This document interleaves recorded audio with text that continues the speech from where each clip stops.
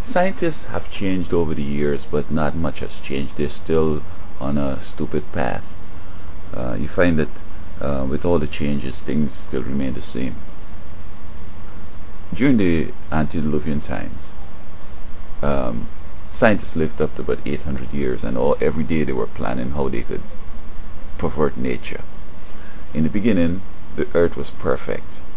There was no tree that had thorns, that smelled bad. Perhaps the way they pollinated was different, and there was no poison. But now we have that because these scientists have been budding and doing a whole bunch of cross pollination and so forth. And so they end up having poisonous plants.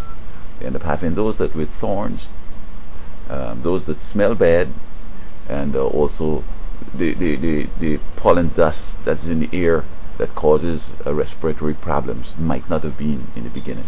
And so today we have these astronomers are saying they've seen a new world that perhaps there's water and people could live out there.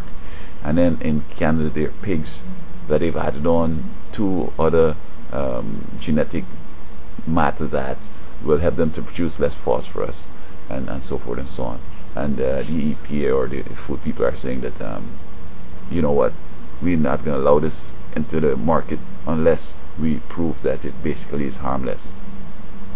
But look at this here. Earth was specially made. I mean, God took a whole week to do it. It's not that it was all that big, but just that He did one feature every day. Now, on this situation here, you're going to have endless days. There's no more night.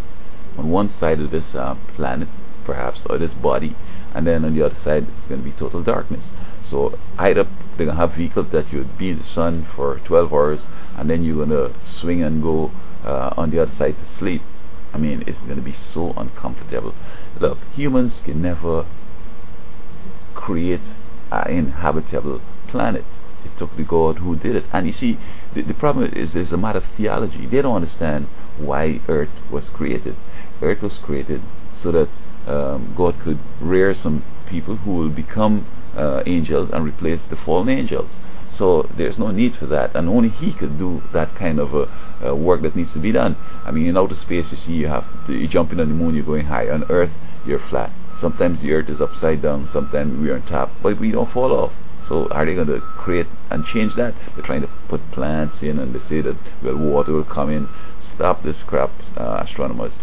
And then with the animals out here, again, scientists in the past were doing a bunch of cloning and a whole bunch of other things. Well, I shouldn't say cloning because it might be a more scientific thing that there weren't the facilities back then, but they were crossbreeding. And so many animals that we have weren't necessarily created by the Almighty, and He created animals that were good for us, so that already we have animals in the system here that may not necessarily be good for us. So the EPA is doing its duty to make sure this one. But then how would they be sure? They can do some studies. They can do whatever. We have all these cancers. We have all these unique diseases and maladies that are approaching. So look, astronomers and scientists, why don't you join with the psychologists and solve problems that we have here on Earth? We have so many problems that are solvable. Don't try to make people live forever. God said we can live forever. Okay? Thank you, scientists.